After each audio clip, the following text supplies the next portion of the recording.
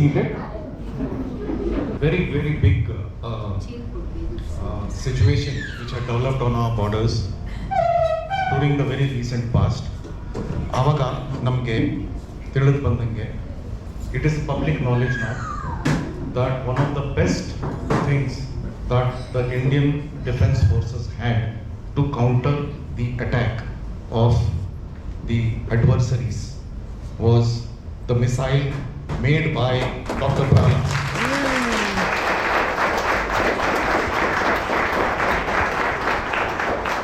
ಇದು ನಮಗೆಲ್ಲ ತುಂಬ ಹೆಮ್ಮೆ ವಿಷಯ. One.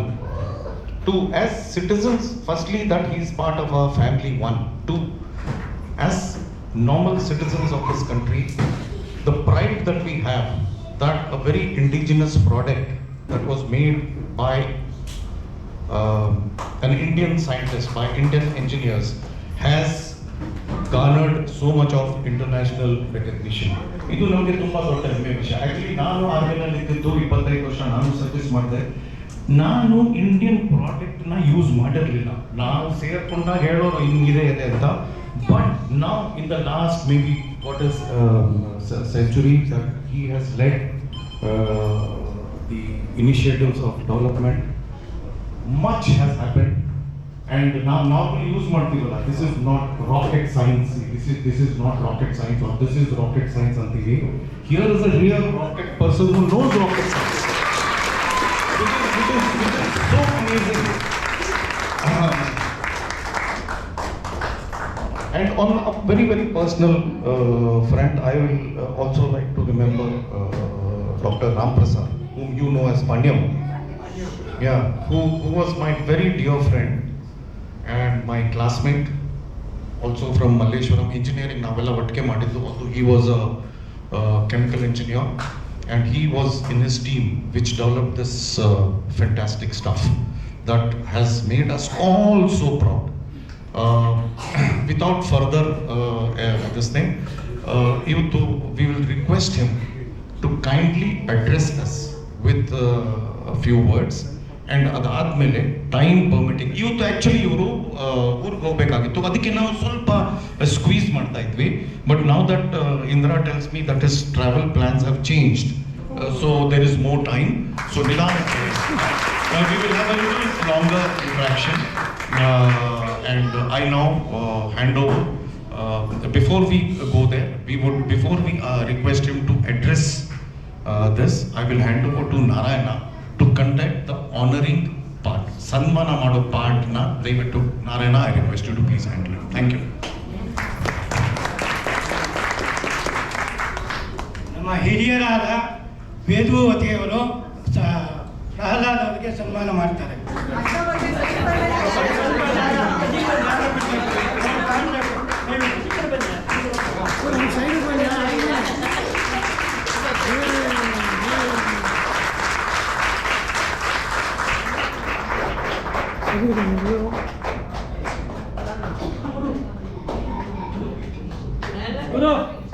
ನನ್ನ ಮಗನ ತರ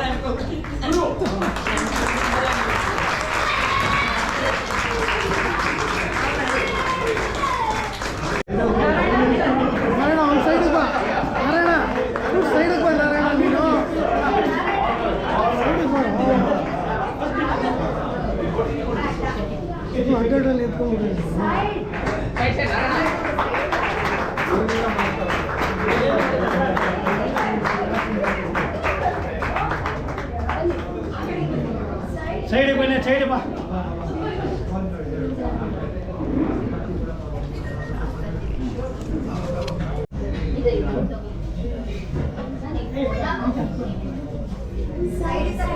ಸೈಡಿಂದ ಬರಬೇಕು.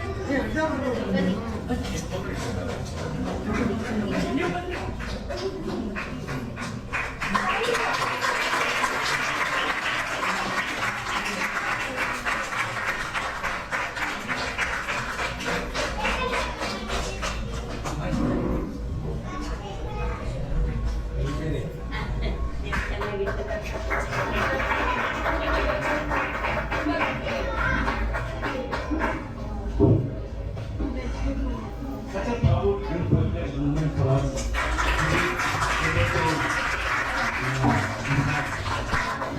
The figure used to be one of the most sought after and illustrious figures in our country. ಈಗ ನಾನು ಡಾಕ್ಟರ್ ಪ್ರಹ್ಲಾದ್ ಅವರಿಗೆ ರಿಕ್ವೆಸ್ಟ್ ಮಾಡ್ತೀನಿ to address all of us.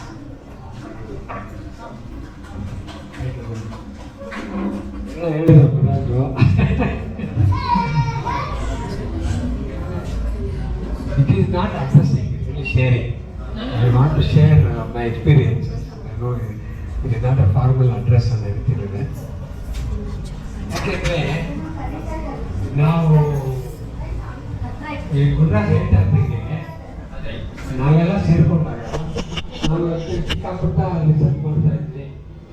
M E ಆದಮೇಲೆ ಮತ್ತು ಇಸ್ರೋ ಹೋದೆ, ಇಸ್ರೋಯಿಂದ ಇಲ್ಲಿ ಬಂದೆ ಹೈದರಾಬಾದ್. ಚಿಕ್ಕ ಕಾಂಪೊನೆಂಟ್ ಲೆವೆಲ್ ಆ ಥರ ರಿಸರ್ಚ್ ಮಾಡ್ತಾ ಇದ್ವಿ.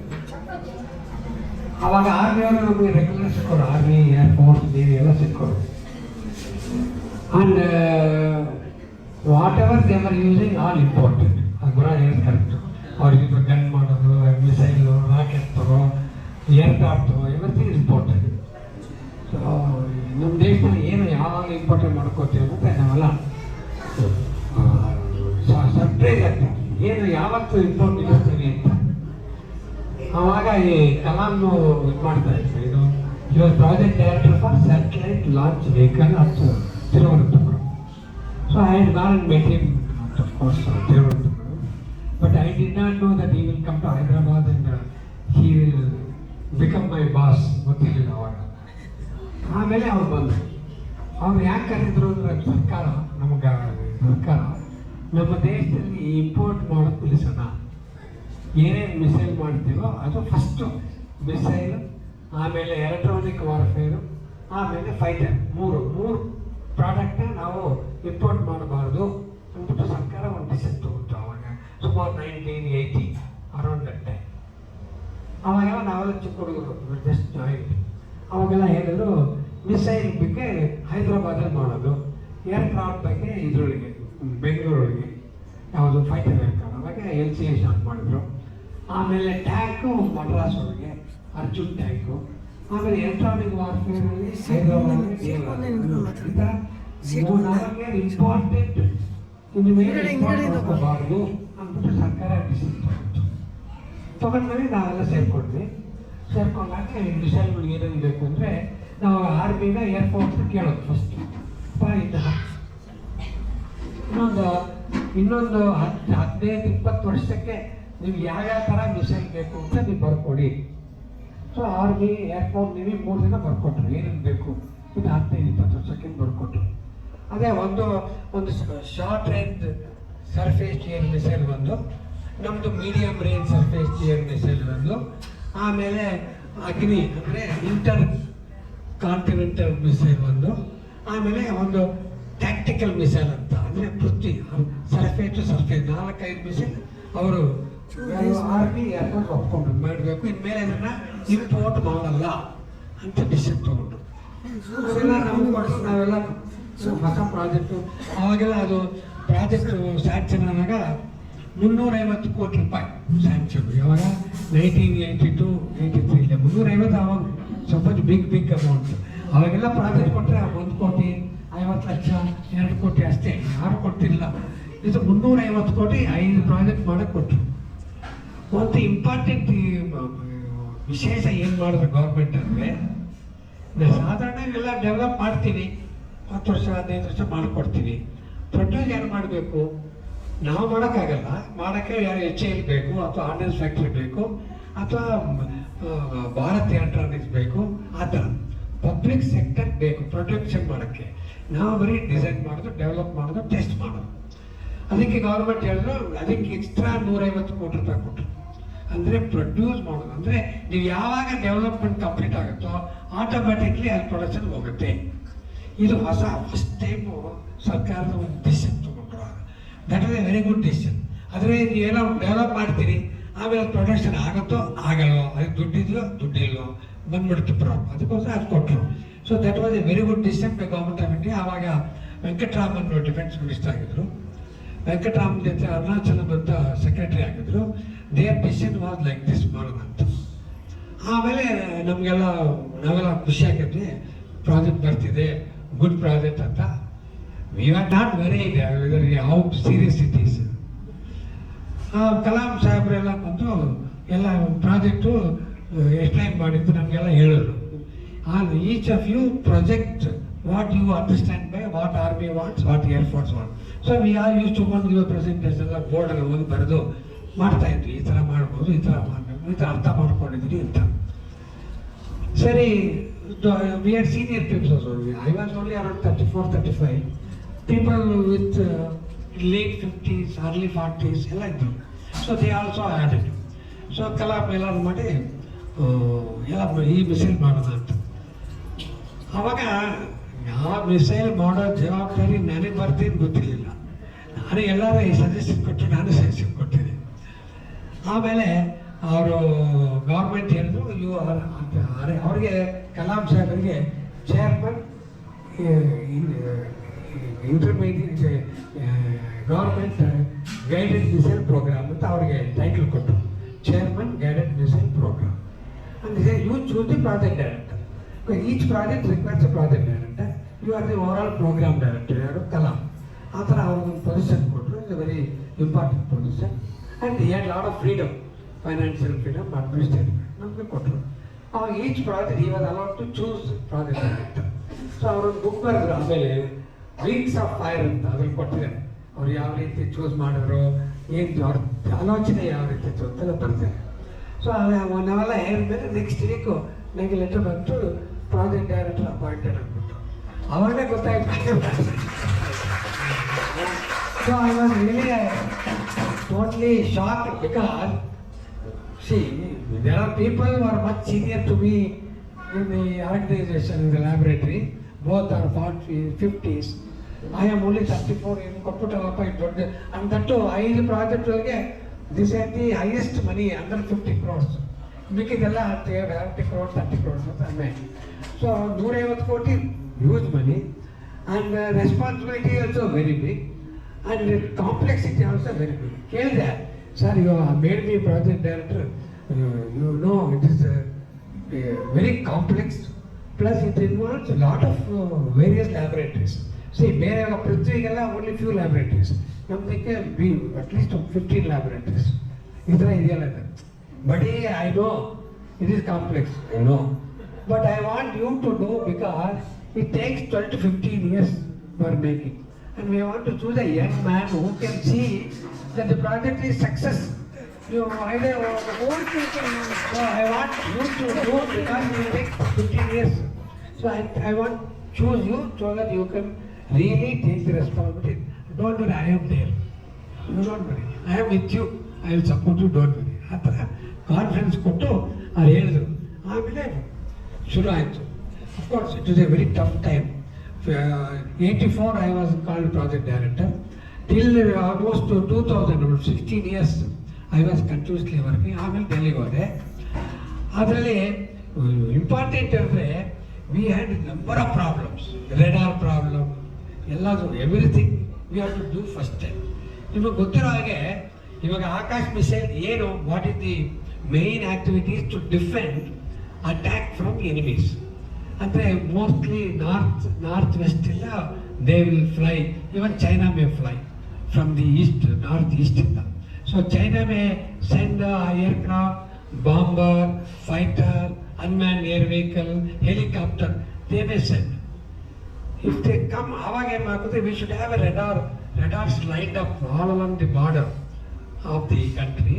And moment say some flying object trying to enter, we should get alarm, something coming. So immediately you have to check whether it is our aircraft or enemy aircraft. If any aircraft, check what speed, what height, what range, ಎಲ್ಲ check ಮಾಡಿ. If it is coming towards our country, our defender, then immediately it should rise approximately 2 to 3 kilometers. You should destroy. So time available is very short. So ನೀವು prepare ಮಾಡೋಕ್ಕೆ ನೀವು 10 second 20 second 30 second ಇರೋದೇ ಇಲ್ಲ. ನೀವು ಎಲ್ಲನೂ ನೋಡಿದ್ವಿ ತಕ್ಷಣ missile ಹೋಗಬೇಕು, within 5 seconds the complete job should be over. So the reaction time has to very small. So ಅದಕ್ಕೋಸ್ಕರ ಹೊಸ ಟೈಪ್ ರೆಡಾರೇ ಮಾಡಬೇಕಾಗಿ ಬಂತು. ಇರೋ ರೆಡಾರ್ ಎಲ್ಲ ಅದು ಫಿಸಿಕಲಿ ಮೂವ್ ಆಗುತ್ತೆ, ಅದು ಟ್ರ್ಯಾಕ್ ಮಾಡುತ್ತೆ, ಆ ಥರ ಆಗಲ್ಲ. ರೆಡಾರ್ ಮೂವ್ ಆಗೋಕ್ಕೂ ಟೈಮ್ ಇಲ್ಲ. You should electronically move and locate the enemy and immediately alert. Then the launcher is ready, immediately it's ready, missile gets powered and ಟಕ್ missile will go. ಆ ಥರ ಮಾಡಬೇಕು ಅಂತಿತ್ತು. ಅಂದರೆ ಎನಿಮಿ ಏರ್ಕ್ರಾಫ್ಟು ನಮ್ಮ border ಒಳಗೆ ಬರಬಾರ್ದು. Before it enters our border it should be destroyed. So our depth is like that. We go, our radar will see 30 kilometers inside the enemy territory.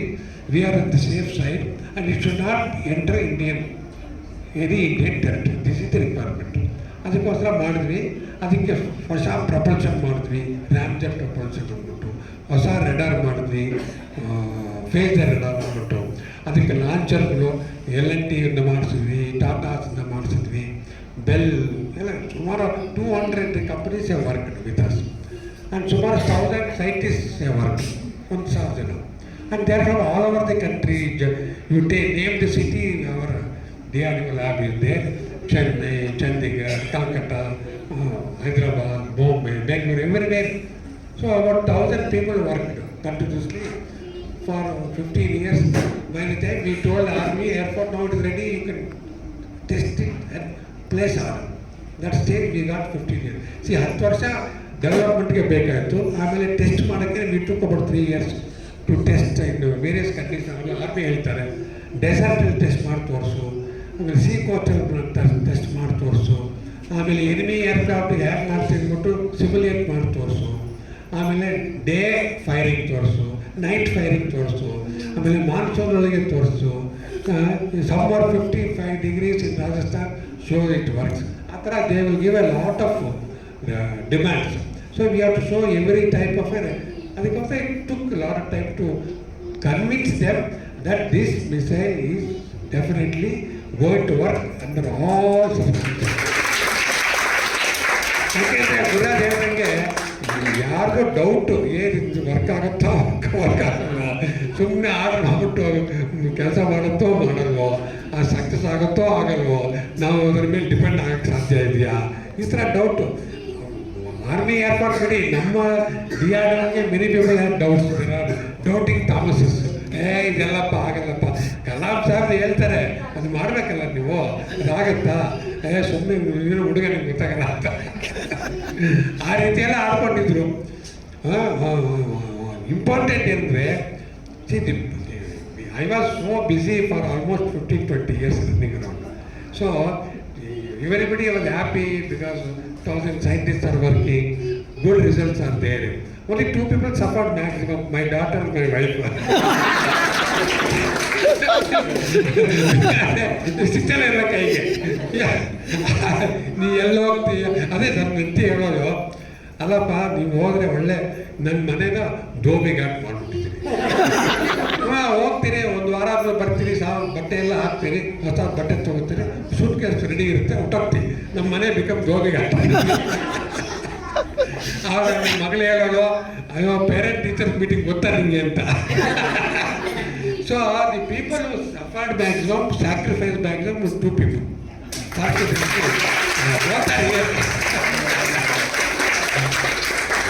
ಅದೇ ಹೇಳಿದ್ರು, ಸದ್ಯ ನಿಮ್ಗೆ ಒಬ್ಬಳೆ ಮಗಳಲ್ಲ, 3 ಇದ್ದರೆ ಏನಾಗೋದು ಅಂತ. ಅದಕ್ಕೆ ನನ್ನ ಹೆಂಡತಿ ಹೇಳೋದು, ಒಬ್ಬಳೆ ಮಗಳು, ನಿನ್ನ ಮಗ ಇದ್ದಾರಲ್ಲ ಆಕಾಶ ಅಂತ. ಅದೇ ಹೇಳೋದು, you are your Akash, see just like your son, most of the time you are worried about Akash, not worried about Srishti ಅಂತ. ಆ ರೀತಿ ಆಯಿತು. But the requirement, the important is it was all sort of excitation, very. See, probably not many people will have an opportunity and a chance to develop something for the country and see that it is really working. That is very, ಅದು ಹತ್ರ ಹೇಳ್ತಾರಲ್ಲ ಒಂಥರ ನಶ, ಇದು different type of ನಶ. ನಾವು ಬರೀ republic day parade ನೋಡ್ತಾ ಇದ್ವಿ, ಏನೋ ಆಕಾಶ ಮಿಷನ್ ಹೋಗೋದು, ಬ್ರಹ್ಮೋಸ್ ಮಿಷನ್ ಹೋಗೋದು, ರಾಜಪಥ ಹೋಗ್ತಾರೆ, ದೊಡ್ಡದಾಗಿದೆ ಮಾಡಿದ್ರು ಅಂತೇಳಿ ಖುಷಿ ಆಗೋದು. We never thought one day war ಬರುತ್ತೆ ಅಂತ ಅಂದ್ಕೊಂಡೇ ಇಲ್ಲ. ಅದು ನೋಡಿ ಚಪ್ಪಾಳೆ ಹೊಡಿ ರಿಪಬ್ಲಿಕ್ ಡೇ ಪೆರೇಡ್ ಓವರ್ ಅಂತ ಅನ್ಕೋತಿದ್ವಿ. Till that 7th of May, we heard on the TV channel, NDTV channel, showed that Akash missile has stopped so many attacks from Pakistan. ಬರೋ ತನಕ ಗೊತ್ತಿಲ್ಲ. ಬಂದಾಗ I was really, the one person I remember is Kalam. If Kalam were there, he should have been a totally different world. Because he knows, see, nobody knows how much effort we have put to make it. Only Kalam knows, because he has come to all centers, met not only all scientists, I met my wife, my daughter, everybody he has met. He knows. So he knows the significance of this missile, a surface-to-air missile, tactical missile made in India, working satisfactorily, produced in India, and is defending whenever it has been asked to defend, and at a cost which is half or less than half the cost of any missile available for the same purpose anywhere in the world, cheaper than America. Everla noಡಿದ್ರಿ, America had the number 1 missile, Patriot missile ಅಂತ famous. So our missile is faster than Patriot, cheaper than Patriot, and more capable than Patriot. ಅದಕ್ಕೆ India today ಬರೆದಿದ್ರು ಒಂದು article, Indian ಪೇಟ್ರಿಯಟ್ ಅಂತ ಅದು ಮಾಡಿದ್ರು. ಅದು ಆ ರೀತಿ ಆಯಿತು. It's faster, more capable, cheaper. Very big it gives a confidence it gave for the Army, Air Force, Navy. They are happy that this is done. Made in India, produced, manufactured, supplied.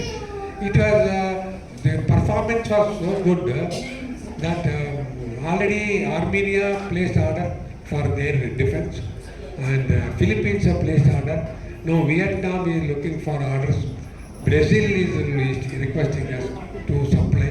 So already 2 countries delivered, 2 more countries are in the queue. Ministry of Defense are to agree to the export, because unless the MEA and MOD agrees, they cannot sell. BDL and BEL will be happy to produce, because they are the production, they will make money, profit, everything. And once they sell this missile, 30 to 40 years business assured. Because life of the missile is 30 years minimum. So 30 ವರ್ಷ ತನಕ ನಮ್ಮ ಹತ್ರ ಎಲ್ಲ missile ಇರುತ್ತೆ. ಅದಕ್ಕೆ training ಕೊಡಬೇಕು, ಮತ್ತೆ test ಮಾಡ್ತಾ ಇರಬೇಕು. ಆಮೇಲೆ 10 ವರ್ಷ ಆಯಿತು, ಸಾಫ್ಟ್ವೇರ್ ಚೇಂಜ್ ಮಾಡಬೇಕು, ಯೂಸರ್ ಫೀಡ್ಬ್ಯಾಕ್ ಬಂದರೆ ಸ್ವಲ್ಪ ಟ್ವೀಕ್ ಮಾಡಬೇಕು, ಆಮೇಲೆ ಸ್ವಲ್ಪ ಏನೋ ಬರ್ತಾ ಇರುತ್ತೆ ಈ ಥರ. So the companies, 200 companies will have business for 30 years. This is one good thing for the government, employment generation, wealth generation, job opportunity. And all our citizens, common citizens, happy that there is a security. We can peacefully sleep. That you don't have to worry, somebody will attack. This is second. Plus, ನಮ್ಮ ದೇಶದ ಒಂದು technology ಒಳಗೆ ಯಾವ ರೀತಿ ಮುಂದುವರೆದಿದ್ದೀವಿ ಅಂತ ಗೊತ್ತಾಗಿದೆ ಇಡೀ ಪ್ರಪಂಚಕ್ಕೆ. Globally, everybody, now you see how Modi gets respect everywhere. Every country he goes, he is given a standing ovation, because they all know this man represents a country strong, militarily strong, and culturally strong, and we have so many good things. So that is, the whole country is elevated in the public view, in the so-called high table, that India is a country not to be brushed off. And whatever you think will be done, we can. All type of missile, all types of radars, we don't need to import anything nowadays. ಆದ್ದರಿಂದ ಇದು ಒಳ್ಳೆಯದಾಗಿದೆ, ದೇಶಕ್ಕೆ ಒಳ್ಳೆಯದು, ಜನಕ್ಕೆ ಒಳ್ಳೆಯದು, ಸರ್ಕಾರಕ್ಕೆ ಒಳ್ಳೆಯದು, ನಮಗೆ ಸಂತೋಷ ಆಯಿತು, ನಾವು ಮಾಡಿದ್ದು ವರ್ಕ್ ಆಗ್ತಾಯಿದೆ ಅಂದ್ಬಿಟ್ಟು. ಆದ್ದರಿಂದ ಆಯ್ತಾ ಈ ಒಂದು